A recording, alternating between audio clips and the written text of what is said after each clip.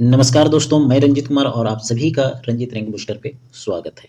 चलिए आज हम लोग मॉक टेस्ट संख्या जो होने वाली है वह 4 होने वाली है। तो आज मॉक टेस्ट नंबर हम लोग 4 को देखने वाले हैं।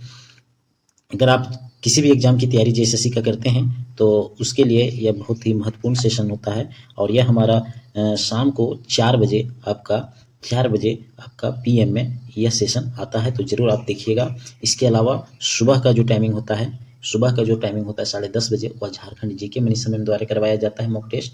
और फिर 8 बजे जो 8:30 बजे टाइम होता है 8 पीएम में वह भी जनरल स्टडी का 30 क्वेश्चन का आपका मनी समन द्वारा करवाया जाता है। तो यह सेशन जो तीनों सेशन आता है ये जरूर देखिए, क्योंकि आपको आगामी एक परीक्षा में बहुत ही ज़्यादा फायदा होने वाला है। तो चलिए शुरुआत करते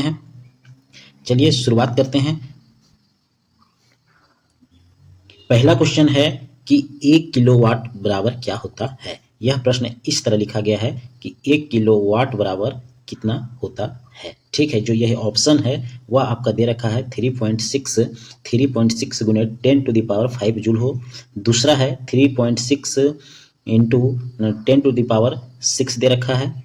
और सी नंबर में दे रखा है 3.6 गुने 10⁶ जूल दे रखा है। और ऑप्शन नंबर डी में दे रखा है 3.6 इंटू 10⁻⁵ जूल दे रखा है। ठीक है, ये आपको बताना है। मैं आपको बता दूं कि 1 किलोवाट बराबर आपका 1000 वाट होता है।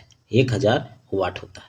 दूसरी बात इसमें ध्यान रखना है आपको, 1 आवर बराबर मतलब 1 घंटा बराबर 3600 सेकेंड होता है। ये बात आपको याद रखनी है। तो अब बताइए, यहाँ पूछ रहा है कि 1 किलो वाट बराबर कितना होता है। ठीक है, तो 1 किलो वाट बराबर जो आपका होगा वह होगा 1000 इंटू 3600 सेकेंड। ठीक है, यह वाट में है, यह जूल में है, यह दोनों मल्टीपल होगा तो आपका आएगा 360000 जूल्स। ठीक है, 000 जूल्स। तो ये ऑप्शन नंबर आपका जो होने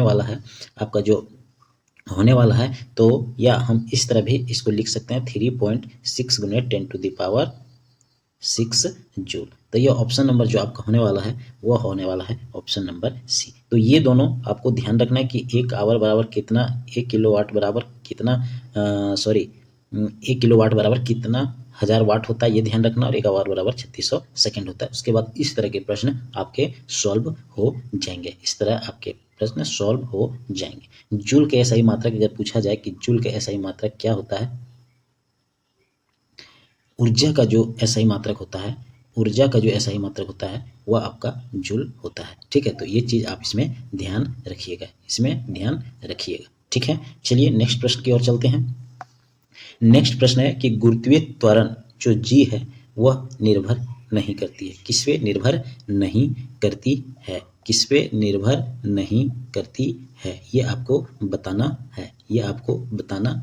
मैं सबसे पहले एक बात बता दूं, जो गुरुत्वीय त्वरण जी होता है जिससे पृथ्वी किसी वस्तु की अपनी ओर जो खींचती है वो खींचती है जी बराबर जी इंटू एम बटे आर स्क्वायर। ठीक है, तो ये ध्यान रखिएगा इस फॉर्मूले को। जो एम आपका है वह द्रव्यमान है और जो जी है वह गुरुत्वाकर्षण नियतांक है और जो आपका आर है वह आपका पृथ्वी की त्रिज्या है। ठीक है, तो ये चीज़ आप इस पे ध्यान रखिएगा।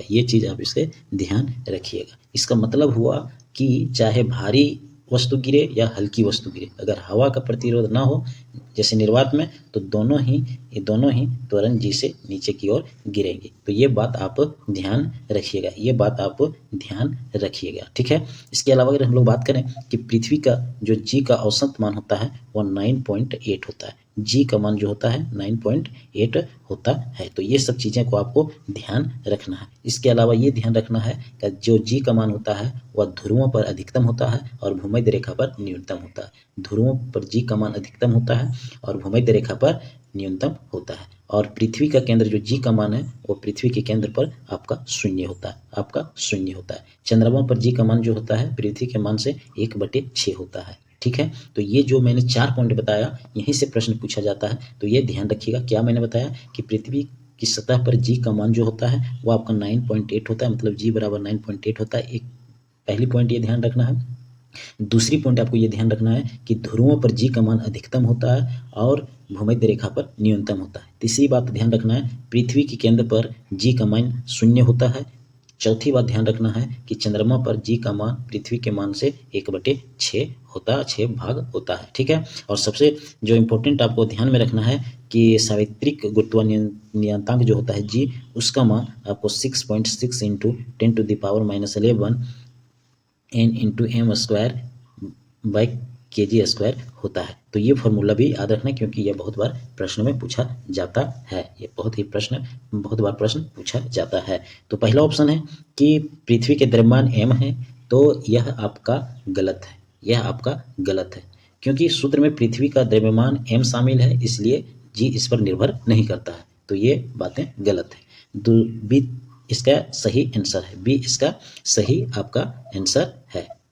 ठीक है, तीसरी इसमें जो दिया गया है ऑप्शन कि गुरुत्वीय स्थिरांक जी है, बिल्कुल गलत है, क्योंकि जी जो बड़ा जी होता है यह आपका सार्वत्रिक गुरुत्वाकर्षण नियतांक होता है, जो जी निर्भर करता है। ठीक है, ये भी समझ में आ गई। अब बात है डी, पृथ्वी की त्रिज्या आर है, तो ये भी गलत है, क्योंकि बड़ा आर जो होता है वह पृथ्वी की त्रिज्या पर जी निर्भर करता है, और ध्रुवों पर जी अधिक होता है, भूमध्य रेखा पर कम होता है, तो इसलिए यह भी आपका गलत है। ठीक है, तो ऑप्शन नंबर बी आपका इसमें सही हो जाएगा। ऑप्शन नंबर बी इसमें आपका सही हो जाएगा। तीसरा क्वेश्चन है कि अवतल दर्पण के मुख्य अक्ष पर स्थित वह बिंदु क्या कहलाता है जहां से प्रकाश की किरण बिना किसी विचलन के पास वापस परावर्तित हो जाती है? वह क्या कहलाता है, ये आपको बताना है। तो वह जो कहलाता है वह वक्रता केंद्र कहलाता है। आखिर वक्रता केंद्र होता क्या है? तो समझिएगा, दर्पण जिस गोले का भाग होता है, दर्पण जिस गोले का भाग होता है उसके केंद्र को वक्रता केंद्र कहते हैं। मतलब दर्पण जिस गोले का भाग होता है उसके केंद्र को वक्रता केंद्र कहते हैं। तो ये बात ध्यान रखिएगा। दूसरी बात, वक्रता केंद्र में आपको क्या ध्यान रखना है? वक्रता केंद्र में दूसरी बात क्या ध्यान रखना है कि वक्रता केंद्र से दर्पण की सतह पर खींची गई कोई भी रेखा अभिलंब यानी 90 डिग्री का कोण बनाती है। दूसरी बात मैंने क्या कहा कि वक्रता केंद्र से दर्पण की सतह पर खींची गई कोई भी रेखा अभिलंब यानी 90 डिग्री का कोण बनाती है। तो ये दो चीज इसमें आपको ध्यान रखना है। ये दो चीज आपको ध्यान रखना है। ठीक है, अब बोलता है कि ऑप्शन नंबर पहला अनंत, तो यह गलत है। क्यों गलत है? क्योंकि अनंत से आने वाली किरणें परावर्तन के बाद फोकस पर जाके मिलती है। किस पे? फोकस पे जाके मिलती है। ठीक है, तो पहला ऑप्शन भी गलत है आपका। दूसरा ऑप्शन कहता है मुख्य फोकस, तो ये भी गलत है, क्योंकि मुख्य फोकस से गुजरने वाली प्रकाश किरणें परावर्तन के बाद मुख्य अक्ष के समांतर हो जाती है। क्यों गलत है मुख्य फोकस? क्या मैंने बोला? फोकस से गुजरने वाली प्रकाश की किरणें परावर्तन के बाद मुख्य अक्ष के समांतर हो जाती है। और ऑप्शन नंबर सी क्यों गलत है? ध्रुव, क्योंकि ध्रुव पर टकराने वाली किरणें समान कोण बनाकर दूसरी तरफ परावर्तित हो जाती है। तो ये चीज आप लोग को ध्यान रखना है, इसलिए यह ऑप्शन नंबर डी सिर्फ वक्रता केंद्र इसका आंसर होगा। तो एक इसमें फॉर्मूला आप याद रखिएगा, एफ बराबर जो होता है r/2 होता है। इस पे प्रश्न पूछा जाता है, तो ये चीज आप ध्यान रखिएगा। ये चीज आप ध्यान इसमें रखिएगा। ठीक है, चलिए नेक्स्ट क्वेश्चन की ओर बढ़ते हैं। नेक्स्ट क्वेश्चन है कि प्रकाश की किरण पानी से ग्लास तक जाती है या झुकता है? प्रकाश की किरण पानी से ग्लास तक जाती है या झुकता है? ठीक है, क्या सामान्य की ओर गति बढ़ती है, सामान्य से दूर और गति बढ़ती है, या सामान्य की ओर और धीमा हो जाता है, या सामान्य से दूर और धीमा हो जाता है? यह आपको बताना है। ठीक है, यह आपको बताना है। ठीक है, मैं बता दूं, पानी एक विरल माध्यम है। ठीक है, पानी क्या होता है? एक विरल माध्यम होता है, और ग्लास जो कांच होता है वह एक सघन माध्यम होता है। ठीक है, वह एक सघन माध्यम होता है। तो जब प्रकाश विरल से सघन माध्यम की ओर जाता है तो दो परिवर्तन इसमें होता है, वो ध्यान रखिए। क्या? पहला होता है कि कांच का अपवर्तनांक अधिक होने के कारण प्रकाश की चाल घट जाती है, मतलब धीमा हो जाती है। दूसरा इसमें ध्यान रखना है कि गति धीमी होने के कारण अभिलंब या सामान्य की ओर झुक जाती है। तो ये दो पॉइंट आप ध्यान रखिएगा। क्या? कि जब प्रकाश विरल से सघन माध्यम में प्रवेश करता है, मन के हल्के से गाढ़े में प्रवेश करता है, तो दो चीजें इसमें होती है। कांच का अपवर्तनांक अधिक होने के कारण प्रकाश की चाल घट जाती है, मतलब धीमा हो जाती है। और दूसरा ध्यान रखना है कि गति धीमी होने के कारण अभिलंब सामान्य की ओर झुक जाती है, नॉर्मल की ओर झुक जाती है। तो ये दो कॉन्सेप्ट आपको ध्यान रखना है, उसके माध्यम से आप ये प्रश्न कर सकते हैं। तो पहला ऑप्शन बोलता है सामान्य की ओर और गति बढ़ जाती है तो बिल्कुल गलत है, क्योंकि सघन माध्यम में प्रकाश की गति बढ़ती नहीं है बल्कि घटती है। क्या मैंने बोला? सघन माध्यम में प्रकाश की गति बढ़ती नहीं है बल्कि घटती है। अभी भी मैंने ये कॉन्सेप्ट समझाया आपको, ठीक है। दूसरा है, तो यह पहला ऑप्शन गलत हो जाएगा। दूसरा है सामान्य से दूर और गति बढ़ जाती है, तो बिल्कुल ये भी गलत है। मैंने बोला सघन से विरल जाने पर किरण अभिलंब से दूर हटती है और गति बढ़ती है, ठीक है। जैसे कांच और पानी या हवा में, मैंने क्या बोला? सघन से विरल जाने पर किरण अभिलंब से दूर हटती है और गति बढ़ती है, तो ये भी इसके अनुसार गलत है, ठीक है। ये भी आपका गलत है। सामान्य की ओर धीमा हो जाती है, ये आपका ऑप्शन नंबर सी सही है। ये आपका सामान्य की ओर और धीमा हो जाती है, तो ये आपका सही है। ऑप्शन नंबर डी चेक करते हैं। सामान्य से दूर और धीमा हो जाता है, बिल्कुल ये भी गलत है, क्योंकि गति तो धीमी होती है लेकिन किरण जो है वो अभिलंब से दूर नहीं बल्कि उसी की ओर झुक जाती है। मैंने अभी आप लोग को समझाया कि जब प्रकाश विरल से सघन माध्यम में प्रवेश करती है तो दो परिवर्तन होता है। कांच का अपवर्तनांक अधिक होने के कारण प्रकाश की चाल घट जाती है, मतलब धीमा हो जाती है। दूसरी बात मैंने समझाया, गति धीमी होने के कारण अभिलंब या सामान्य की ओर झुक जाती है, तो वही बात है, सामान्य से दूर और धीमा तो हो जाता है, धीमा तो हो जाता है, इसमें कोई दिक्कत, लेकिन किरण अभिलंब से दूर नहीं होती बल्कि उसी की ओर झुक जाती है, झुक जाती है, झुक जाती है। कुछ चीज़ें जो यहाँ आपको ध्यान में रखना है, मैं थोड़ा सा वो बताने का प्रयास करूंगा जो प्रश्न में बार बार पूछे जाते हैं। एक बात आपको ये ध्यान रखना है कि निर्वात में प्रकाश की चाल कितनी होती है। निर्वात में प्रकाश की चाल सबसे अधिक होती है, और वह होती कितनी है ये आपको ध्यान में रखनी है। तो होती है 3.10⁸ मीटर पर सेकेंड, ठीक है। पूछा जाए कि पानी का अपवर्तनांक कितना होता है तो 1.33 होता है। दूसरी चीज, कांच का अपवर्तनांक कितना होता है तो 1.5। ये सब चीज आपको ध्यान में रखना है क्योंकि ये प्रश्न पूछा जाता है, ठीक है। तो यहाँ तक समझ गए होंगे। चलिए नेक्स्ट क्वेश्चन चलते हैं। नेक्स्ट क्वेश्चन है कि एक फ्यूज का कार्य सिद्धांत होता है, एक फ्यूज का कार्य सिद्धांत होता है, ठीक है। विद्युत फ्यूज होता क्या है आखिर? विद्युत फ्यूज जो होता है एक सुरक्षा उपकरण कह सकते हैं, इसको क्या कह सकते हैं? सुरक्षा उपकरण कह सकते हैं, ठीक है। क्या कह सकते हैं? एक सुरक्षा उपकरण कह सकते हैं, ठीक है।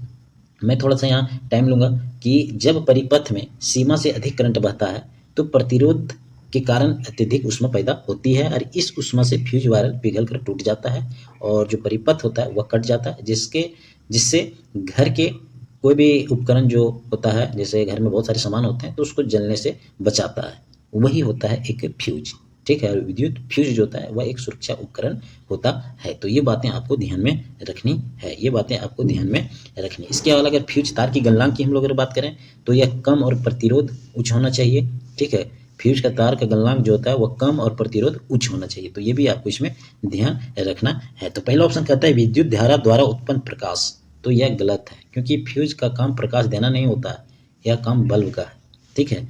फ्यूज का काम प्रकाश देना नहीं होता है, यह काम बल्ब का है। या तो फ्यूज का काम होता है कि जब अधिक करंट बहने लगता है तो प्रतिरोध के कारण अत्यधिक जो ऊष्मा पैदा होती है उसमें फ्यूज वायर जो वायर होता है वह पिघल कर टूट जाता है, जिससे घर में आग उग लगने से बच जाता है। तो फ्यूज का काम ये है। लेकिन यहाँ ऑप्शन पहला कहता है कि विद्युत धारा द्वारा उत्पन्न प्रकाश, ये तो गलत है क्योंकि फ्यूज का काम प्रकाश देना होता नहीं है, या तो बल्ब का काम होता है। तीसरा ऑप्शन है धारा द्वारा उत्पन्न चुंबकीय प्रभाव, ठीक है। ये आपको बताना ये क्या हुआ, तो ये हुआ, ये भी गलत हुआ क्योंकि चुंबकीय प्रभाव पर मोटर, पंखे या विद्युत घंटी काम नहीं करती है।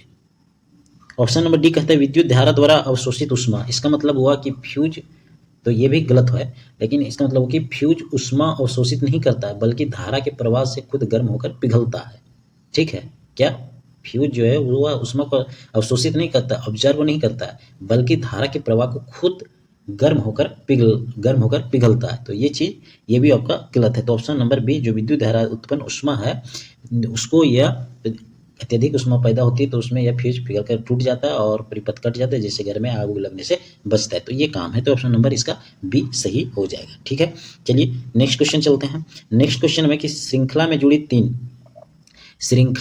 जुड़ी तीन 20 ओम काइल्स, यहाँ 20 ओमेगा है, ये इस तरह होगा 20 ओम्स काइल्स का कुल प्रतिरोध कितना होगा, ठीक है। 40 ओम्स, 20 ओमेगा, 60 ओमेगा और 800 ओमेगा, ये आपका ऑप्शन दे रखा है, ठीक है। तो ये आपको बताना है, ठीक है, ये आपको बताना है।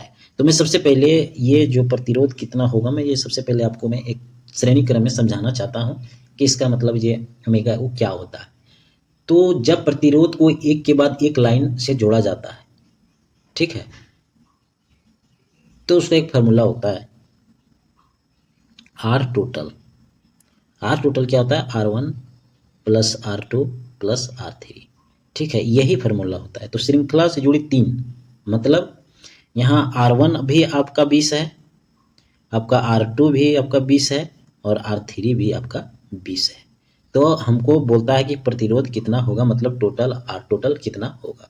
तो R टोटल तीनों निकालने के लिए आप इसको जोड़ दीजिए। तो 20 प्लस 20 प्लस 20, इस फार्मूले में मैंने इसको प्रयोग कर दिया। तो 20 20 20 कितना हो गया? 20 तिया 60, कितना हो जाएगा? 20 तिया 60 होगा। ऑप्शन नंबर सी हो जाएगा, ठीक है।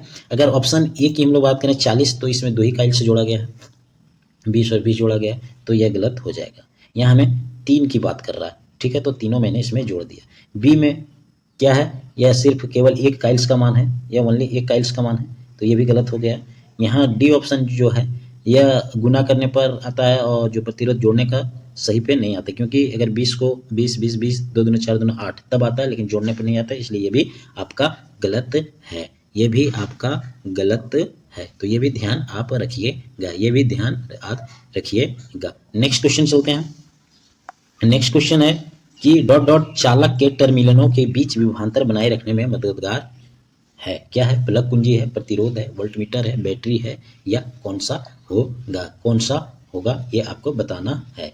पानी के बहाव के लिए जैसे ऊंचाई का अंतर चाहिए, वैसे ही किसी तार में इलेक्ट्रॉन या धारा के बहने के लिए विभवांतर चाहिए, ठीक है, विभवांतर चाहिए। जैसे पानी के बहाव के लिए जिस ऊंचाई का अंतर चाहिए, वैसे ही किसी तार में इलेक्ट्रॉन या धारा के बहने के लिए उसमें विभवांतर चाहिए, आवश्यक है। तो विभवांतर यही है। तो ऑप्शन कहता है प्लग कुंजी, ये चाहिए क्या? तो ये गलत है। प्लग कुंजी सर्किट को चालू या बंद करने का काम करती है। जो प्लग कुंजी है वह सर्किट को चालू या बंद करने का काम करती है। तो ये ऑप्शन नंबर बी भी गलत है। प्रतिरोध, तो ये भी गलत है। प्रतिरोध का काम है धारा के प्रवाह में रुकावट करना। प्रतिरोध का काम क्या है? कि धारा के प्रवाह में रुकावट डालना, ठीक है। ऑप्शन नंबर सी क्या कहता है? Volt meter. तो वोल्ट मीटर भी गलत है। वोल्ट मीटर का क्या काम है? वोल्ट मीटर का काम है कि विभवांतर को मापने का यंत्र है, और विभवांतर बनाने या बनाए रखने का काम इनका नहीं है। तो इसका ऑप्शन जो होगा वह आपका बैटरी हो जाएगा। क्या हो जाएगा? बैटरी आपका इसका ऑप्शन हो जाएगा, ठीक है। अब यहाँ ध्यान रख लीजिएगा कि विभवांतर का एसआई मात्रक क्या होता है? तो वोल्ट होता है। एक ये ध्यान रखिएगा, विभवांतर का एसआई मात्रक क्या होता है? तो वोल्ट होता है, वोल्ट होता है, ठीक है। नेक्स्ट क्वेश्चन चलते हैं। नेक्स्ट क्वेश्चन है कि डगलस एंगलबर्ट ने निम्नलिखित में से किस उपकरण या इंटरफेस का आविष्कार किया था? ये आपको बताना है, ये आपको बताना है। तो डगलस एंगलबर्ट ने 1960 में पहला कंप्यूटर माउस बनाया था। पहला कंप्यूटर माउस बनाया था, तो ये ध्यान रखिएगा। पहला कंप्यूटर माउस बनाया था कौन? डगलस एंगलबर्ट ने 1960 के दशक में। तो इसमें ऑप्शन दिया हुआ है यूएसबी। क्या दिया हुआ? USB, USB. तो यूएसबी का इसने नहीं प्रयोग किया था, डगलस ने नहीं बनाया था। यूएसबी का आविष्कार जो किया था वह अजय भट्ट नाम के टीम द्वारा किया गया था। अजय भट्ट नाम के टीम द्वारा किया गया था यूएसबी का, तो ये ध्यान रखिएगा। दूसरा ऑप्शन है कॉम्पैक्ट डिस्क। तो कॉम्पैक्ट डिस्क का आविष्कार जो किया था वह सोनी और फिलिप्स कंपनी ने किया था। सोनी और फिलिप्स कंपनी ने किया था, तो ये भी आपका गलत है। फ्लॉपी डिस्क की अगर बात करें तो फ्लॉपी डिस्क का आविष्कार IBM की टीम द्वारा किया था एलन सुगार्ट ने। क्या नाम था? एलन सुगार्ट, एलन सुगार्ट ने किया था, तो ये भी आपका गलत है। तो कंप्यूटर माउस का जो आविष्कार किया था वह डगलस एंग्लोबर्ट ने किया था और 1960 में किया था। तो ऑप्शन नंबर डी सही हो जाएगा। नेक्स्ट है कि कौन सा कोशिका प्रकाश संश्लेषण के दौरान प्रकाश ऊर्जा का उपयोग करता है? कौन सा कोशिका प्रकाश संश्लेषण के दौरान प्रकाश ऊर्जा का उपयोग करता है? ठीक है। अगर हरित लवक की हम लोग बात करें तो केवल पादप कोशिकाओं में पाए जाने वाला प्लास्टिक है। हरित लवक जो है वह केवल पादप कोशिकाओं में पाए जाने वाला प्लास्टिक है, ठीक है। इसके अंदर एक हरा वर्णक होता है जिनका नाम होता है क्लोरोफिल। क्लोरोफिल ये जो होता है इसमें पाया जाता है, ठीक। ठीक है, तो ये बात ध्यान रखिए। इसके अलावा ये बात ध्यान रखिएगा, यह सूर्य के प्रकाश की ऊर्जा को अवशोषित करके कार्बन डाइऑक्साइड जिसको बोलते हैं CO2 और पानी H2O की मदद से भोजन बनाता है, जिसको हम लोग ग्लूकोज कहते हैं। इसलिए इसे कोशिका का रसोई भी कहा जाता है।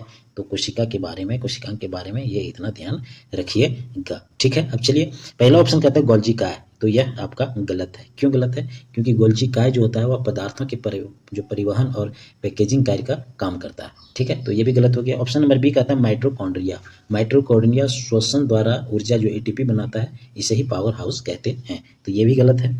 राइबोसोम, तो राइबोसोम क्या होता है? राइबोसोम प्रोटीन का निर्माण करता है और इसे प्रोटीन का फैक्ट्री भी कहा जाता है। किसको? राइबोसोम को। तो ये भी गलत हो गया, तो इसका क्या हो जाएगा आंसर? ऑप्शन नंबर डी हरित लवक हो जाएगा। हरित लवक आपका हो जाएगा, हरित लवक आपका हो जाएगा। वही इसी को हरित लवक केवल पादप कोशिकाओं में पाए जाने वाले एक प्लास्टिक है और इसके अंदर जो है हरा वर्णक क्लोरोफिल पाया जाता है और यह सूर्य के प्रकाश की ऊर्जा को अवशोषित करके कार्बन डाइऑक्साइड और पानी की मदद से भोजन, जिनको ग्लूकोज बोलते हैं, उसको बनाता है और इसीलिए आपको हरित लवक को कोशिका का रसोई घर भी कहा जाता है। तो ये चीज़ें इतने इसमें आपको ध्यान में रखना है। हाइड्रा, स्टारफिश, प्लेनेरिया निम्न में से किस प्रक्रिया उत्पन्न होते हैं, ये आपको बताना है। किसके द्वारा उत्पन्न होते हैं ये आपको बताना है। तो यह पुनर्जनन द्वारा उत्पन्न होता है। पुनर्जनन होता क्या है? यदि किसी जीव का शरीर गलती से कई टुकड़ों में कट जाता है तो हर टुकड़ा विकसित होकर एक पूरा नया जीवन दोबारा बनाता है, उसी को पुनर्जनन कहते हैं, उसी को पुनर्जनन कहते हैं। जैसे प्लेनेरिया जो होता है, इसमें पुनर्जनन की अद्भुत और सबसे तीव्र क्षमता पाई जाती है। किसमें? प्लेनेरिया में, इसमें सबसे ज़्यादा पुनर्जनन पाया जाता है। इसके अलावा हाइड्रा मुक्लून में भी पाया जाता है। हाइड्रा, स्टारफिश, प्लेनेरिया, ये तीनों में है जो आपका वह पुनर्जनन की क्षमता बहुत ही ज़्यादा होता है। तो ये चीज़ आपको ध्यान में रखना है कि हाइड्रा, स्टारफिश और प्लेनेरिया क्या होता है, ठीक है। इसके अलावा अगर ऑप्शन की बात करें तो विखंडन, विखंडन गलत है, क्योंकि विखंडन जो है वह मुख्य रूप से अमीबा आपका अमीबा और पैरामीशियम जैसे एक कोश के जीव में होता है, ये आपका विखंडन होता है। तो ये भी आपका गलत है। बीजाणु द्वारा जनन, इसका मतलब क्या हुआ? राइजोपोस और कवक में पाया जाता है बीजाणु जनन, ठीक है। किसमें? राइजोपोस और कवक में पाया जाता है, ठीक है, तो ये भी गलत है। मुकुलन, मुकुलन मतलब क्या हुआ? मुकुलन और ईस्ट और हाइड्रा में यह होता है, ठीक है। मुकुलन जो होता है ईस्ट हाइड्रा में होता है, लेकिन स्टारफिश और प्लेनेरिया मुकुलन नहीं करते हैं, तो ये भी आपका गलत है। तो ऑप्शन नंबर आपका डी सही हो जाएगा। नेक्स्ट क्वेश्चन है कि मानव शरीर के किस अंग पर एंजियोप्लास्टी की जाती है, ये आपको बताना है। तो किस पे की जाती है? तो यह हृदय में की जाती है। जब दिल की धमनियों में वसा या कोलेस्ट्रॉल जम जाता है तो खून की आपूर्ति मतलब आना जाना रुकने लगती है, जिससे हार्ट अटैक का खतरा होता है। उसी समय एंजियोप्लास्टी का एक चिकित्सक प्रक्रिया है जिसमें दिल की बंद या जो बंद होती है धमनियों का स्टेंट, एक छोटी जो जालीदार ट्यूब होता है उसमें डालकर वापस खोला जाता है ताकि रक्त का प्रवाह, रक्त चल सके, प्रवाह हो सके। उसी को हम लोग एंजियोप्लास्टी कहते हैं। तो यह आपका हृदय में होता है, यह आपका हृदय में होता है। गुर्दा होता है, गुर्दा के लिए आपको डायलिसिस किया जाता है। गुर्दा के लिए क्या किया जाता है? आपका डायलिसिस किया जाता है, डायलिसिस किया जाता है, ठीक है। फेफड़े में क्या किया जाता है? फेफड़ों की जांच के लिए आपका एक होता है ब्रोंकोस्कोपी, ये इसके लिए जांच के लिए होता है, या तो स्पायरोमेट्री किया जाता है, ठीक है। हृदय के लिए तो अभी हम लोग बोले एंजियोप्लास्टी किया जाता है। और पेट जो है आपका, पेट के जो अगर जांच करनी हो तो एंडोस्कोपी इसमें किया जाता है। क्या किया जाता है? एंडोस्कोपी। तो ये चीज़ चारों याद रखिएगा, किसकी जांच के लिए क्या किया जाता है। तो ये प्रश्न बार बार पूछा जाता है। ये सब आप जिस समय यह मॉक टेस्ट लगाइए कॉपी खोल के रखिएगा, मैं जो बोलता हूँ वो आप लिखिएगा, प्रश्न यहीं से आता है, ये चीज़ जरूर ध्यान रखिएगा, ठीक है। तो ये सब चीज़ें जो बोल रहा हूँ बहुत ही इंपॉर्टेंट चीज़ें बोलता हूँ, तो इसको आपको लिखते ही जाना है, ठीक है। या तो मेरा PDF है उसमें वहाँ पे मिल जाएगा, रंजित रंगी पोस्टर है, मेरा टेलीग्राम चैनल आप सर्च कीजिएगा, आपको यह मिल जाएगा और जाके ज्वाइन कर लीजिएगा। नेक्स्ट क्वेश्चन है कि निम्नलिखित में से किसकी वजह से हमारी मांसपेशियों में ऐंठन उत्पन्न हो सकती है? किसकी वजह से मांसपेशियों में ऐंठन हो सकती है? तो जब यह ऐंठन होती है तो आपका O2 की कमी के कारण होती है। O2 कमी के कारण होती है, मतलब ऑक्सीजन की कमी के कारण होने लगती है। जब हम बहुत तेज दौड़ते हैं, जब हम बहुत तेज दौड़ते हैं या भारी कसरत करते हैं तो मांसपेशियों में जो पर्याप्त ऑक्सीजन होना चाहिए वह नहीं मिलने लगती है, जिसके कारण हमारे शरीर में ऐंठन आने लगती है, ठीक है। और ऑक्सीजन की कमी के कारण ग्लूकोज का शोषण, मतलब ग्लूकोज का भी शोषण होने लगता है और इससे पायरुवेट जो होता है मेरा पायरुवेट मैंने पूरी तरह टूटने के बजाय लैक्टिक अम्ल में बदल जाता है, और यह लैक्टिक एसिड जो होता है वो मांसपेशियों में जमा हो जाता है, जिससे हमारा बहुत तेज दर्द और ऐंठन होना शुरुआत हो जाता है। तो ये इसका था कारण कि किस तरह होता है। ठीक है, तो ये चीज़ ध्यान रखिएगा। तो पहला ऑप्शन बोलता है O2 माने ऑक्सीजन की अधिकता के कारण, नहीं, यह गलत है। ऑक्सीजन की प्रचुरता में अगर वायवीय श्वसन होता है जिसमें CO2 और पानी बनता है तो वह दर्द नहीं होता है। तो ये बात आप ध्यान रखिएगा, ये बात आप ध्यान रखिएगा। चलिए नेक्स्ट, तो इसका जो आंसर आपका हो जाएगा, इसका जो आंसर हो जाएगा वह O2 की कमी से हो जाएगा, option number C. Next question है हिंत्याजन्य रोगों के संदर्भ में रिकेट्स की कमी के कारण क्या होता है? रिकेट्स की कमी के कारण क्या होता है? ठीक है, तो विटामिन डी के कारण रिकेट्स होता है, विटामिन डी के कारण रिकेट्स होता है। रिकेट्स क्या होता है? रिकेट्स एक प्रकार का सूखा रोग होता है। रिकेट्स क्या है? एक प्रकार के सूखा आपका रोग है। यह अक्सर बच्चों में होने वाली बीमारी होती है जिसमें हड्डियां कमजोर, पतली और टेढ़ी मेढ़ी हो जाती है, उसी को हम लोग रिकेट्स बोलते हैं। जब विटामिन डी हमारे शरीर को भोजन से कैल्शियम सोखने में मदद करता है, और अगर विटामिन डी नहीं होगा तो शरीर को कैल्शियम नहीं मिलेगा और हड्डियां कमजोर हो जाएगी। तो रिकेट्स जो होता है विटामिन डी के कमी से होता है। इसीलिए लोग बोलता है ठंडे में दिनों में कम से कम धूप में 1-2 घंटा बैठिए, तो वो आपको विटामिन डी होगा, जिससे हड्डियां कमजोर नहीं होगी बच्चों लोगों की। तो जब भी ठंडी के समय आए तो बच्चों को जरूर धूप में खेलने दीजिए, इससे उनकी हड्डियां मजबूत होती है। नेक्स्ट क्वेश्चन है कि दंत क्षय का क्या अर्थ है?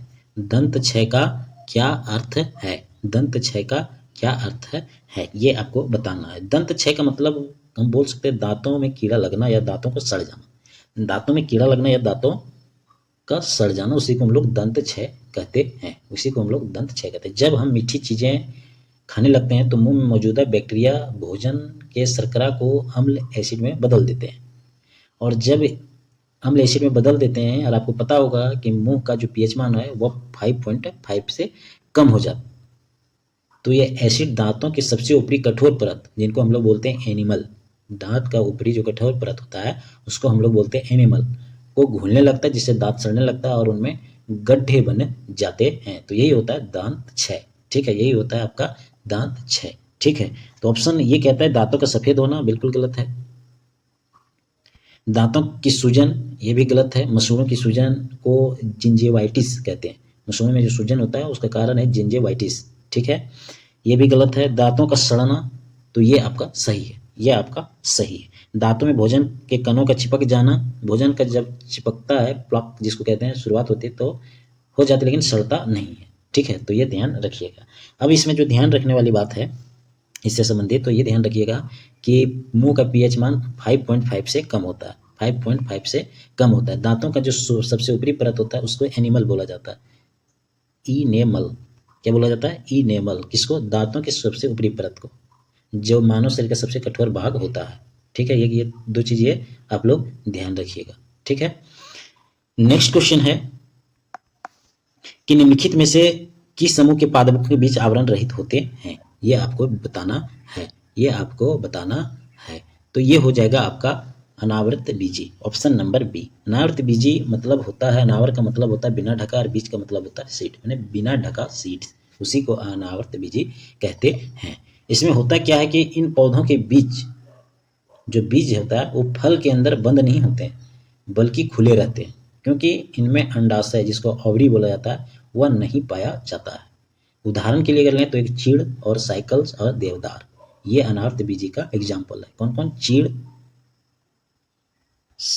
साइकस और देवदार, ये सब याद रखिएगा, ये अनावृत बीजी का उदाहरण है।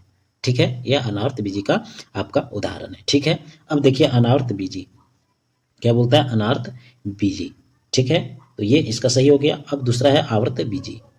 आवर्त बीजी टेट्रोफाइट में बीज बनते ही नहीं है। ठीक है, इसमें टेट्रोफाइट जैसे फल्स होता है, इसमें बीज नहीं बनते। थैलाफाइट जो होता है जैसे सवाल हो गया, इसमें जड़, तना, पत्ती, बीज कुछ भी नहीं रहता है। तो ये भी आपका गलत है, ये भी आपका गलत है। ठीक है, नेक्स्ट क्वेश्चन की अगर हम लोग बात करें, नेक्स्ट क्वेश्चन कहता है कि प्रकाश संश्लेषण के दौरान संश्लेषित कार्बोहाइड्रेटों को के रूप में संचित किया जाता है, ये आपको बताना है। तो ऑप्शन है स्टार्च, वसा, प्रोटीन और विटामिन। स्टार्च, वसा, प्रोटीन और विटामिन। तो इसका आंसर जो होगा वह आपका स्टार्च होगा, वह आपका स्टार्च होगा। क्या होगा? स्टार्च होगा। ठीक है, स्टार्च होगा। ठीक है। वसा की अगर हम लोग बात करें तो यह पौधों में मुख्य संचित ऊर्जा कार्बोहाइड्रेट स्टार्च है। वसा केवल बीजों में मुख्य रूप से स्टोर होती है, इसमें नहीं होती है, तो ये भी आपका गलत है। प्रोटीन की अगर हम लोग बात करें तो प्रकाश संश्लेषण का प्राथमिक उत्पाद कार्बोहाइड्रेट है और प्रोटीन या विटामिन बिल्कुल नहीं है। तो यह दोनों ऑप्शन भी आपका गलत है और ऑप्शन नंबर सी ये स्टार्च इसका आंसर हो जाएगा। ठीक है। पौधों में भोजन का संचयन किसके रूप में होता है? तो ये बात ध्यान रखिएगा, स्टार्च के रूप में होता है। ये बहुत बार प्रश्न पूछा जाता है। ठीक है, ये बहुत बार पूछा जाता है। पौधों में भोजन का परिवहन जो होता है वह फ्लोएम उत्तक के द्वारा होता है। तो ये भी बात आप ध्यान रखिए, ये दोनों बात आप ध्यान रखिए कि पौधों में भोजन का जो संचय होता है और स्टार्च के रूप में होता है, और पौधों में भोजन का परिवहन जो होता है वह फ्लोएम उत्तक के द्वारा होता है। तो ये दोनों बहुत ही इंपॉर्टेंट है, तो ये दोनों पॉइंट आपको ध्यान में रखना है। हवा के परागन को क्या कहा जाता है, ये आपको बताना। हवा के परागन को क्या कहा जाता है? क्या कहा जाता है? परागन आखिर होता क्या है? परागन जो होता है वह पुंकेसर या परागकणों का एक स्त्री केसर स्टिग्मा तक पहुंचाने का काम परागन का ही होता है। जब यह काम हवा में होता है, माने उड़ने के माध्यम से होता है, तो इसे एनोमोफिली कहते हैं। क्या कहते हैं? एनोमोफिली कहते हैं। ठीक है, तो ये आपको ध्यान में इसमें रखना है। तो इसका आंसर जो होगा वह एनोमोफिली ही हो जाएगा। एनोमोफिली ऑप्शन नंबर सी हो जाएगा। नेक्स्ट क्वेश्चन है कि फूल की पत्तियां किसी विलयन में अम्ल या क्षार की उपस्थिति का संकेत नहीं देती है। ये आपको बताना है, ये आपको बताना है। ठीक है, तो इसका जो आंसर होगा वह हो जाएगा आपका चमेली।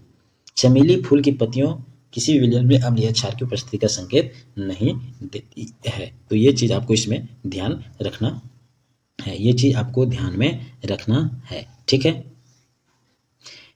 पेटूनिया जो है यह जेरेनियम और हाइड्राजिया के फूलों का रस का प्राकृतिक सूचक की तरह काम करता है। तो ये बात इसमें आप ध्यान रखिएगा। चमेली जो का फूल होता है वह अम्ल और क्षार के साथ कोई विशेष रंग परिवर्तन नहीं दर्शाता है, बल्कि यह सूचक का काम भी नहीं करता है। तो ये चीज इसमें भी आप लोग को ध्यान रखना है।